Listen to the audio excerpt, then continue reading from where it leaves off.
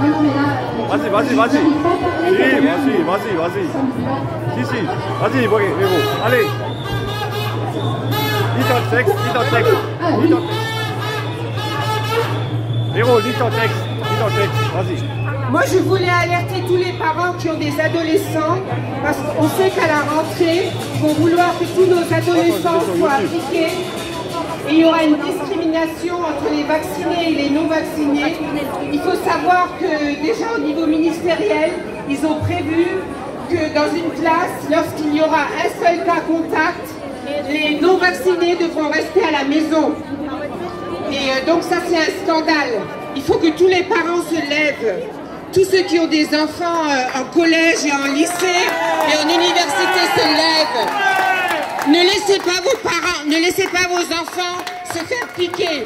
Expliquez-leur. Parce que maintenant, en plus, ils ont donné la liberté à partir de 16 ans de se faire piquer sans l'accord parental. C'est un scandale. Il faut vraiment informer nos enfants. Il faut leur montrer notre amour. C'est scandaleux ce qui arrive. Il faut vraiment se lever.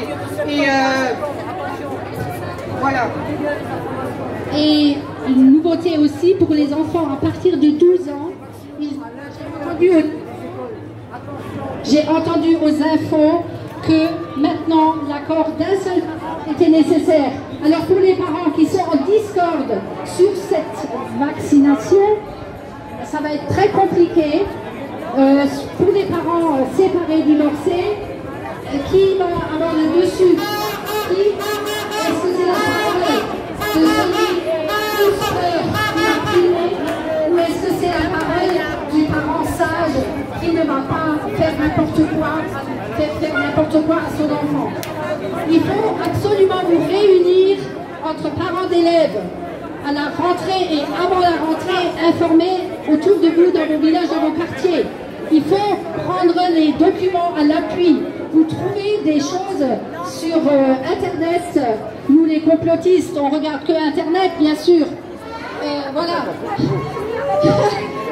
Voilà. Mais il s'avère que nous, les complotistes, on commence vraiment à avoir raison. Hein, parce qu'on a dit quoi?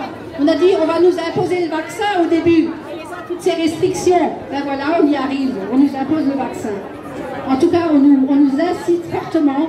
Et il y a des abus de pouvoir dans les entreprises, il y a des abus de pouvoir dans les magasins, il y a des abus de pouvoir dans les associations où on fait du chantage aux gens.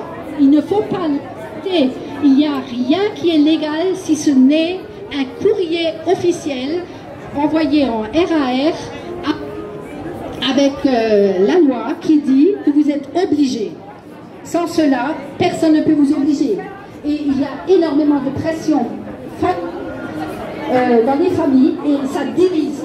C'est ça qui est déplorable. Les familles sont divisées parce qu'on ne trouve pas d'entente. Il y a des personnes qui n'écoutent que la télé et la radio. Eh ben, c'est un bourrage de crâne depuis le début, depuis le mois de mars 2020. Bourrage de crâne, on nous fait peur. On est en guerre, hein, vous connaissez le discours. Et maintenant, le dernier discours de M. Macron, je ne comprends pas, nous ne comprenons pas comment ça se fait que les gens ils courent vers les vaccins alors qu'il n'y a aucune obligation, il n'y a aucune loi qui a été votée. Voilà, alors c'est vrai, on ne peut pas blâmer nos jeunes qui ont été enfermés, on ne peut pas les blâmer. Parce qu'ils ont besoin de bouger, ils ont besoin de souffler. Nous avons tous besoin de souffler, d'aller au ciné, d'aller au resto, d'aller en soirée avec des amis. On a besoin de vacances, voilà. Mais là, on est restreint. Alors c'est un choix. Alors soit on fait le choix, le bon choix de savoir quelles sont les vraies libertés. Les vraies libertés, c'est quoi? C'est aller au restaurant, au ciné? Est-ce que c'est ça les vraies libertés? Les vraies libertés, c'est quoi? C'est pouvoir choisir, être libre de mon corps. C'est moi qui choisis si je reçois un traitement ou pas.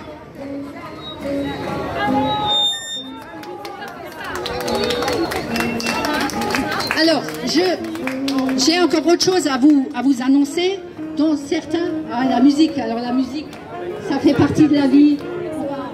va chanter avec eux. Merci Véronique. Hein.